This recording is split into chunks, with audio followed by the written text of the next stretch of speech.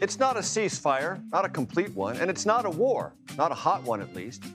What's happening is a watery standoff over energy supplies frozen in, well, the waters around the Strait of Hormuz.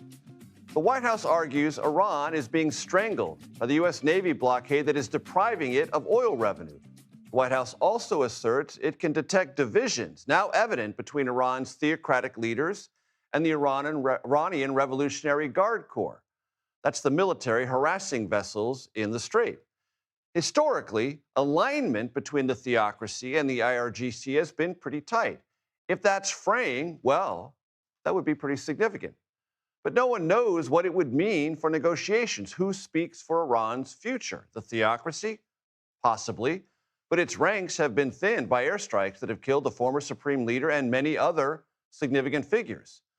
Does the military hold sway? It is, after all, the force choking the strait. That makes it a player on what remains of this contested energy battlefield.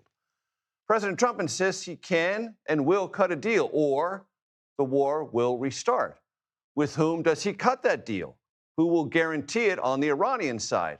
At a more granular level, when will the next stage of negotiations occur? What exactly is the administration waiting to hear that it hasn't heard already from the Iranians? As the saying goes, the situation remains fluid, and the global economy, increasingly stressed by energy shortages, awaits clear signals. We begin tonight with Ed O'Keefe at the White House. Ed, what do you know? Well, that fluidity is definitely rolling along here, Major. All those questions you just raised were the kind of questions put to the press secretary this afternoon, and all she would essentially say over and over again was the commander-in-chief will determine when this ceasefire is over, but based on the fact that we are getting mixed messages from clearly a bunch of disagreeable Iranian leaders, hardliners and those talking to us, we're waiting for some kind of a response. Well, when would that response come?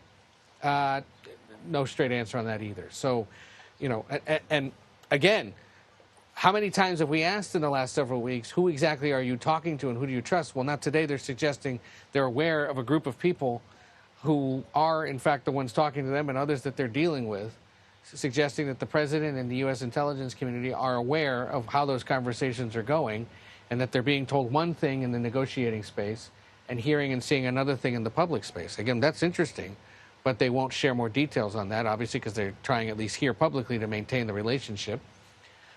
And so we're left waiting and wondering how long will this go, especially with the blockade still in place. And Ed, when Caroline Leavitt, the press secretary, was asked if, in fact, the president had made a determination about his level of patience with the ceasefire, what did she tell you? Wouldn't engage so much as to say again that he's ultimately going to decide when this is over, and that this you know, that they're waiting for some kind of an answer. But again, how long will he give them? Who is putting that answer together? And by suggesting now publicly that they're aware of who it is they're talking to and who it is those people are dealing with within the Iranian leadership structure, you know, how many hours or days will it now be before we get some sense of that through news reporting of the makeup of those that the United States is trying to negotiate with? Because by inviting that scrutiny into the public space now and suggesting that that's part of the problem, it's ultimately going to lead to us somehow sorting that out in the media in the coming days, and then that'll either frustrate this even more or perhaps help explain why it is indeed that the president is willing to wait. A fluid situation with only partial answers. Ed O'Keefe, I know you'll keep asking. Thank you very much. There's a river running right back here, Major. Exactly. It's a bit fluid. It's just not a river of information. I appreciate that, Ed. Exactly. Thank you very much.